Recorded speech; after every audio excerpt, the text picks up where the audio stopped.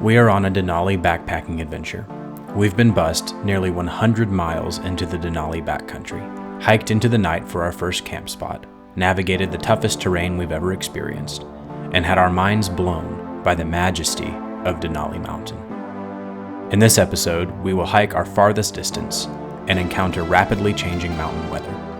The challenge ahead will test every ounce of strength we have left.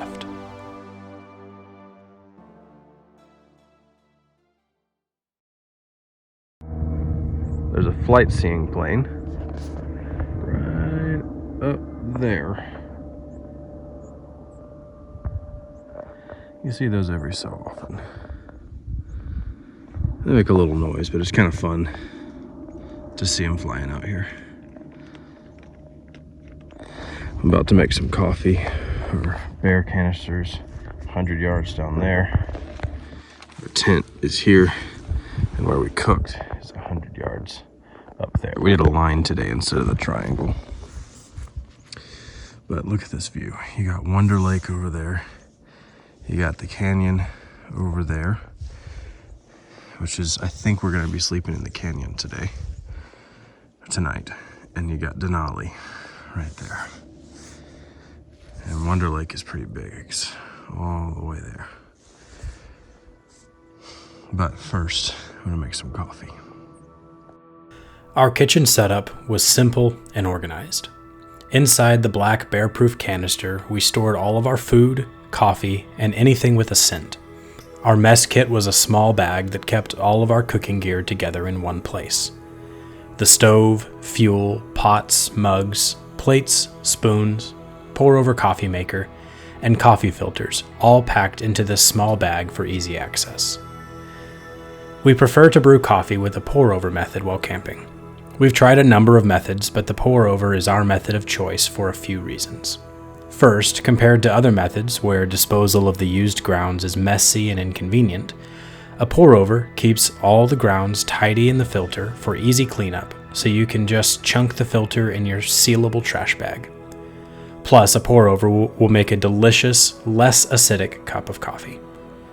All of our trash needed to be packed out, so we had to carry it with us for the duration of the trip. This meant that anything we could do to keep the trash tidy and contained was helpful. After coffee and some breakfast bars, we filtered the last of our water that we would need to last us until the next water source. Then we began to plot our route, which for now simply meant navigating to a natural rock overlook where we could get a better vantage point to plan the rest of our route. So where we need to camp is up in there, behind this range and in front of that one that's called the Upper Canyon.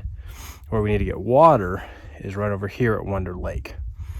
We are down to very little water. We got as much as we could yesterday from one of the only good streams around, because a lot of these are contaminated with heavy metals because of like hundreds of year old mining that took place out here. But there's some good water over here. And if you look down on the lake, I don't know if you can see it. Where are they? There's some canoers. I think they're like right there. Right there. Two folks in a canoe. Along the hike to Wonder Lake, we saw fresher and fresher bear scat in several bedded down areas in the tall grass where some very large animal had recently slept. As we got closer to the lake, we started to smell the lingering, musky smell of a bear, and at one point, a strong urine smell. We increased the volume and frequency of our shouts of "Hey bear" to try to avoid contact. This was a success, and there was no bear encounter. We sat by the lake for a few minutes to rest our legs, admire trumpeter swans, and skip rocks. Then we decided to walk to the end of the lake for lunch. We walked in the edge of the water because our boots were already sloshy wet from the wet terrain, and it was much easier than pushing through the dense vegetation.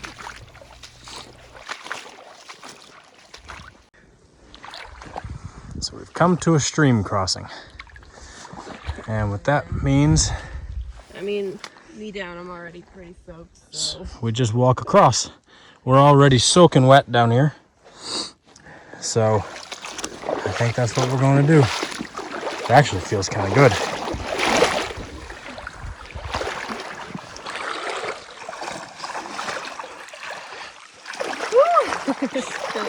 It does feel good though. Even though it's like 40 degrees. Oh, that's so pretty. It's pretty. I don't want to walk down there, but I'm also exhausted. Yeah.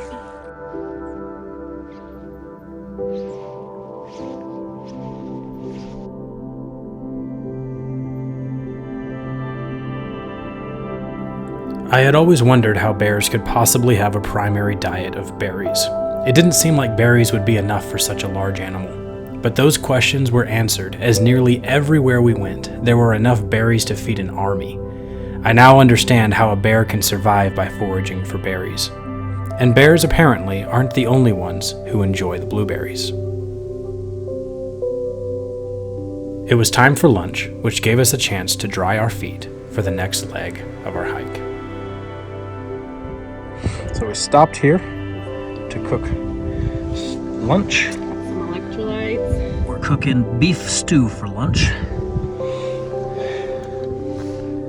And yeah, she made us some electrolyte drinks. Right here on Wonder Lake, we decided to stop here because it was an easy waypoint to keep a focus on while we were up there. And because we're gonna walk the road over around this hill here and take a jet that way. And yeah, like she said, because of water. Because water is scarce up there because there's a lot of contaminated streams. And so you gotta be careful. So here we're taking advantage of all this water, washing dishes and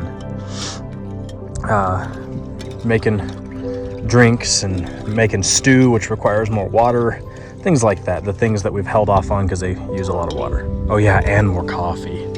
That's gonna be delicious. After seeing the boggy terrain of the canyon that we planned to camp in, we decided to hike an extra 6 miles to camp on Wickersham Dome, which is rocky, and the route follows an old mining road, which made for much easier hiking. However, the last 3 miles were completely uphill, leaving us exhausted by the time we got to camp. But the view was worth it. Oh boy, we have hiked to the point of sheer exhaustion. And we are up on Wickersham Dome. We're not at the top. We're not going to make it to the top. We came up that road over there. I think you can see it. We hiked to the very end of Denali Highway and then took a mining road up here. And the last 3 miles of this trip, at least 3 miles, have been completely all uphill, which is exhausting. But tomorrow, I think we're gonna walk it all back, which will all be downhill, which is great. And then we'll catch the bus real early, about 8 o'clock in the morning, I think. And take that from Kitishna over to at least Wonder Lake. And because our next unit borders Wonder Lake again. And if they have somebody who doesn't show up for their reservation at Wonder Lake, I think we'll try to stay there. But if everybody does show up for the reservation, then we'll just hike into 36 after an easy day of chilling around Wonder Lake. We've joked about taking the bus all the way back to the park entrance and going and getting a hotel for the last night, which wouldn't be a bad thing. This has been a very accomplished trip. I wouldn't feel bad about that. Our last night was tentative from the very start. So we'll see how we're feeling, especially if it's snowing tomorrow, which we talked to a couple hikers. They had a more recent forecast than we did. And they said it's supposed to snow tomorrow, so maybe.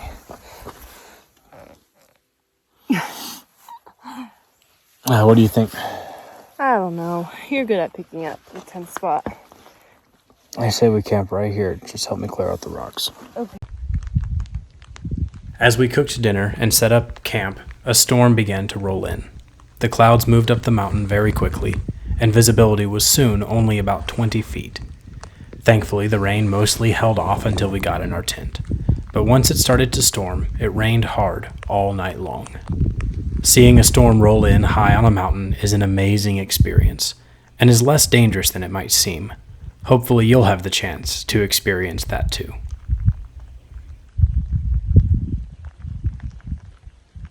So we camped up on top of Wickersham Dome. A storm rolled in, and we talked to some hikers yesterday who had a more recent forecast than us. Ours was 3 days old, almost. And they said it was supposed to snow today. So we're packing out early this morning at 6 o'clock. We've been packing since about 5. It was slow because it was actually stormy early. We had to pack everything in our tent. But we're trying to catch the 8 a.m. bus that goes by Waypoint, about 2 miles this way. And so if we can hike 2 miles in 2 hours, I think we'll make it. I really wouldn't want to see a bear. We're not really rattled.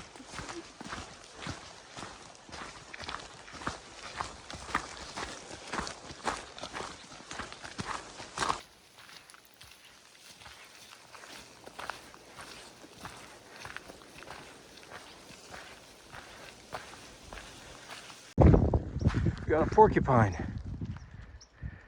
Hey, buddy. Hey, little guy. Where you going?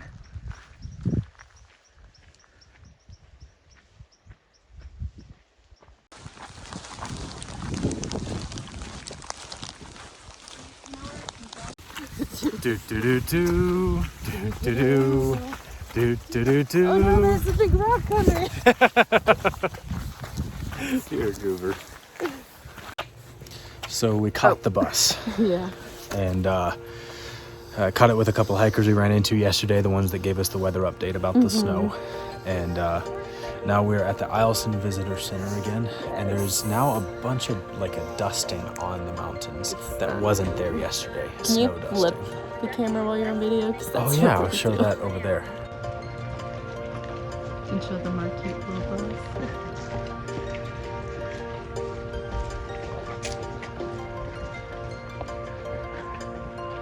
Are those bears still up there?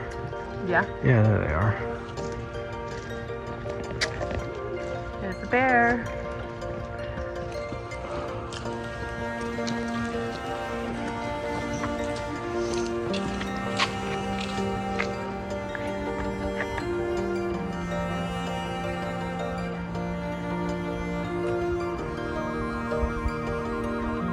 I don't have anything for you. Are you sure, Chubby?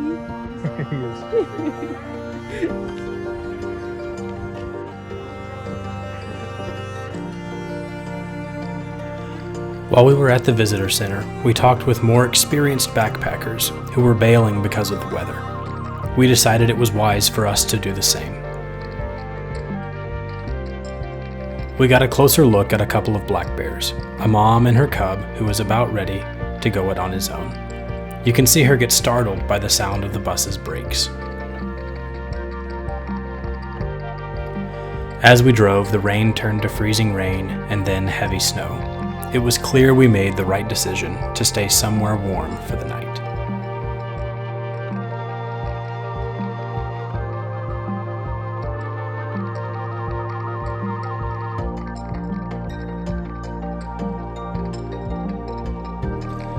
So we took the bus to the bus station and then got some ice cream, some cookies and cream ice cream at the Mercantile at, what's it called again? Riley Creek. Yeah, the Riley Creek Mercantile.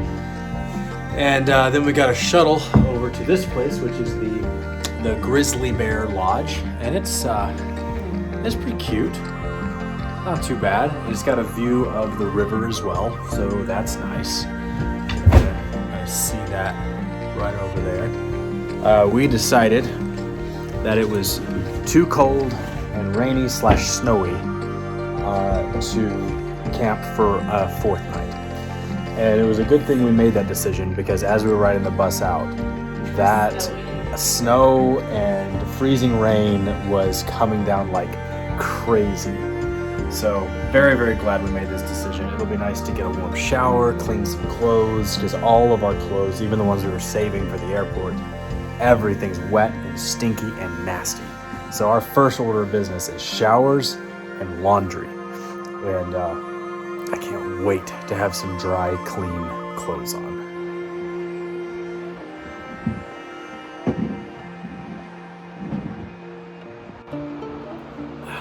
So it looks like the weather's cleared up some, and it may have been possible to stay out there.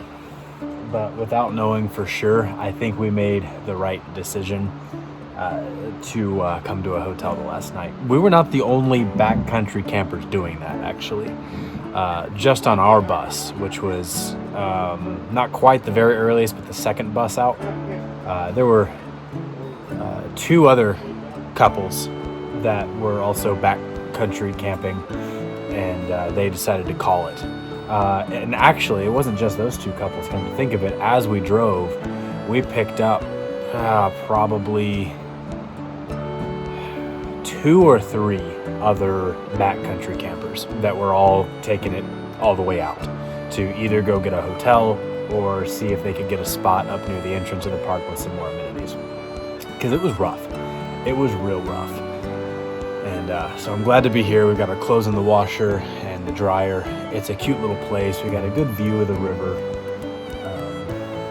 This was a good call. I'm missing being out there in the mountain a little bit, and seeing these blue skies has me a little bit wishing I was still out there. But I think it was the right call, because you just don't know with these mountain storms, and it could have gotten so much worse. And even with the blue skies, all of the underbrush still would have been wet.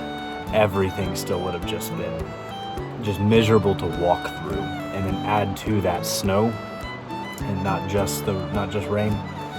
Walking through that would not have been fun. We've got our stuff drying, because every single thing was wet. We've got our first aid kit all spread out and drying. We've got my bag hung up and drying. All of the gear and everything, and clothes is all in the washer, and some jackets that wouldn't fit in the washer. And you need to empty your bag still. Get it drying, and our boots are drying around the room. We walked across the street to the Gold Rush restaurant for our first non-rehydrated meal in days. We enjoyed the beautiful folk music playing live right behind us. It was a perfect way to end the trip. But there was still one thing left to do. Sit on the balcony by the river and talk about our favorite experiences. Talking about the trip on the last day was something we always did as kids on our family trips. It's a sweet way to close an adventure. But that will wait for the bonus episode. Until next time, happy adventuring.